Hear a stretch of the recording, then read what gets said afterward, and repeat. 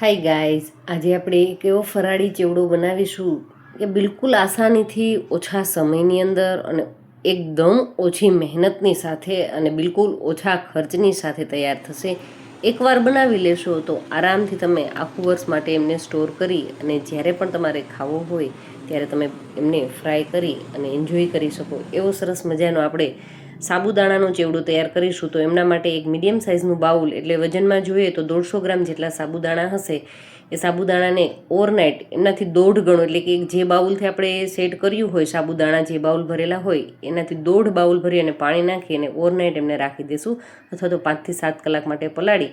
અને ત્યારબાદ એક મોટા વાસણની અંદર થોડીક વધારે માત્રામાં પાણી લેશું અને પાણીને સારી રીતે ઉકળવા દેશું. આ રીતે પાણી છે એમની અંદર બબલ્સ થવા લાગે ત્યારબાદ આપણી પાસે રહેલા જે સાબુદાણા છે એ સાબુદાણાને એમની અંદર લઈ લેવાના છે અને હવે માત્ર ને માત્ર એમને 2 મિનિટ માટે જ આપણે કૂક થવા દેશું. ગેસની ફ્લેમને તમે મીડિયમ ટુ હાઈ રાખી શકો છો અને સાબુદાણા તળિયે ન બેસે એમના માટે વચ્ચે એકાદી વખત આ રીતે ચલાવી દેશું.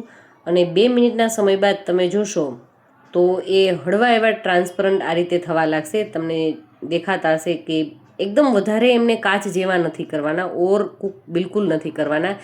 સાબુદાણાનો દાણો છે આખો રહેવો જોઈએ અને હળવા એવા ટ્રાન્સપરન્ટ થાય એટલે આપણે બીજું એક સાઈડ પર વાસણ લઈ એ વાસણની અંદર ઠંડુ પાણી, અને જો વધારે ઠંડુ પાણી ન હોય તો એમની અંદર બરફ નાખી દેવાનો છે, પણ પાણી છે એકદમ ઠંડુ હોવું જોઈએ.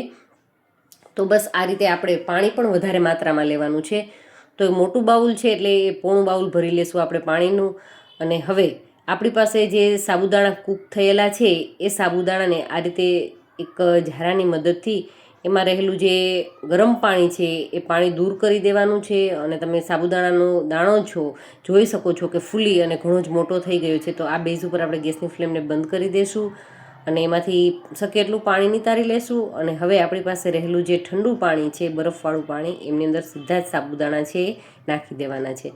જો આ કરવાનું કારણ શું છે તો કે સાબુદાણા છે આમનામ પડ્યા રહેશે તો એકદમ ઓવરકૂક થઈ જશે અને એકબીજાની સાથે ચોંટી જશે.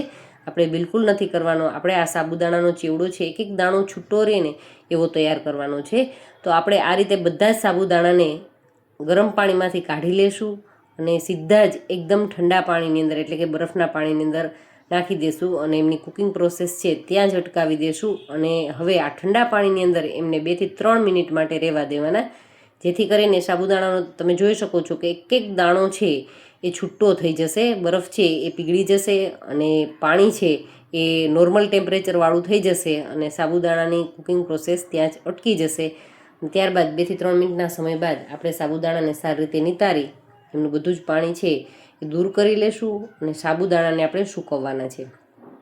તો સૂકવવા માટે ખાસ કહીશ કે કપડાની અંદર ન સૂકવતા કોઈ પણ એક પ્લાસ્ટિકનું જાડી શીટ હોય, પ્લાસ્ટિક જાડું હોય, એ પ્લાસ્ટિકની અંદર માત્ર ને માત્ર 1 રાત માટે પંખાની નીચે અથવા તો તડકાની અંદર તમે 5 થી 7 કલાક માટે સૂકવી દેશો એટલે એકદમ સરસ સાબુદાણા છે એ સુકાય અને તૈયાર થઈ જશે. અત્યારે તમે જોઈ શકો છો કે ઠંડા પાણીમાંથી નીકળી ગયા છે અને દાણા એકદમ સરસ ટ્રાન્સપરન્ટ થઈ ગયા છે. પહેલાં જેટલા કૂક થયેલા નહોતા દેખાતા એટલા સરસ એ ટ્રાન્સપરન્ટ થઈ ગયા છે. સ્વાદ અનુસાર નિમક એડ કરી દઈશું અને એને મિક્સ કરી અને બસ હવે એક પ્લાસ્ટિકની શીટ, મેં તમને કીધું હતું એ મુજબ જાડી પ્લાસ્ટિકની શીટ લીધી છે, એમાં આ રીતે હાથની મદદથી આવી રીતે નાખતા જશું એટલે એક એક દાણો સરસ આરામથી છૂટો પડી જશે. અને તમને લાગે કે કોઈ દાણો એકબીજાને અડેલો છે તો આપણે હાથની મદદથી આ રીતે છૂટો છૂટો કરી લેશું. બિલકુલ ઝડપથી કામ તૈયાર થઈ જશે અને કૂક થવામાં પણ તમે જોયું ને કોઈ ઝાઝો સમય નહીં લે. માત્ર પાણી ગરમ થઈ ગયા બાદ 2 થી 3 મિનિટ માટે તમે કૂક કરશો એટલે આપણી સાબુદાણાની વાનગી છે એ બની અને તૈયાર થઈ જશે. આમને મેં ઓવરનાઇટ સૂકવી લીધી તો આ રીતે સુકાય અને બધા જ સાબુદાણાના બોલ્સ છે એ તૈયાર થઈ ગયા છે. તો હવે આપણે એમને ફ્રાય કરી એમનો ચેવડો બનાવી અને ચેક પણ કરી લઈએ કે સાબુદાણાનો દાણો છે કેટલો સરસ ફૂલે છે. કોઈ પણ જાતના સોડા, ખારો કશો જ ઉપયોગમાં લીધા વગર પણ એકદમ સરસ આપણા સાબુદાણા છે સોફ્ટ તૈયાર થશે. અને તમે જુઓ તેલની અંદર નાખતાની સાથે જ એ એકદમ સરસ ફૂલી અને સાઇઝમાં ડબલ કરતાં પણ સાબુદાણાનો દાણો છે એ મોટો થઈ જાય છે. કોઈ સાબુદાણાના દાણા એકબીજાની સાથે ચોટેલા હશે તો પણ એમને ફ્રાય થતાં એકદમ સોફ્ટ અને હાથ તમે અડાડશો ને તો છૂટા પણ થઈ જશે. તો કોઈ ટેન્શન લેવાની જરૂર પણ નથી કે કોઈ દાણા છે ભેગા થઈ ગયા છે, ચોંટી ગયા છે એકબીજાની સાથે, તો પણ કશો પ્રોબ્લેમ નહીં થાય. તો એક અલગ જ ટેસ્ટની સાથે, અને હું કહીશ કે આ સાબુદાણાનો ચેવડો છે ને, જે દાંત વગરના વડીલો હોય કે બિલકુલ નાના બાળકો હોય, તમે આ રીતે સાબુદાણા ફ્રાય કરીને એમને આપશો ને તો પણ ખાવાની ખૂબ મજા આવશે. આપણે એમનો ચેવડો બનાવવો છે તો આ રીતે જે બટેટાની કાતરી, એમનું ખમણ હોય છે, એ ખમણને પણ એમની સાથે આપણે ફ્રાય કરી મિક્સ કરી અને ખૂબ જ ટેસ્ટી એવો ચેવડો છે એ તૈયાર થઈ જશે. તો આપણે આ સાબુદાણાનું ખમણ, બટેટાનું ખમણ છે એ પણ આખા વર્ષ માટે સ્ટોર કરતા હોઈએ છીએ. તો આ બંને વસ્તુ છે સ્ટોર કરીને તમે રાખી હશે તો જ્યારે પણ તમારો વ્રત ઉપવાસ હોય અથવા તો કંઈક તમને ફ્રાય કરેલું ચટપટું ખાવાની ઈચ્છા થાય તો ગમે ત્યારે ફ્રાય કરી શકો એવો સરસ મજાનો સાબુદાણાનો અને બટેટાનો ચેવડો છે એ બની બસ મિનિટોની અંદર તૈયાર થઈ જશે.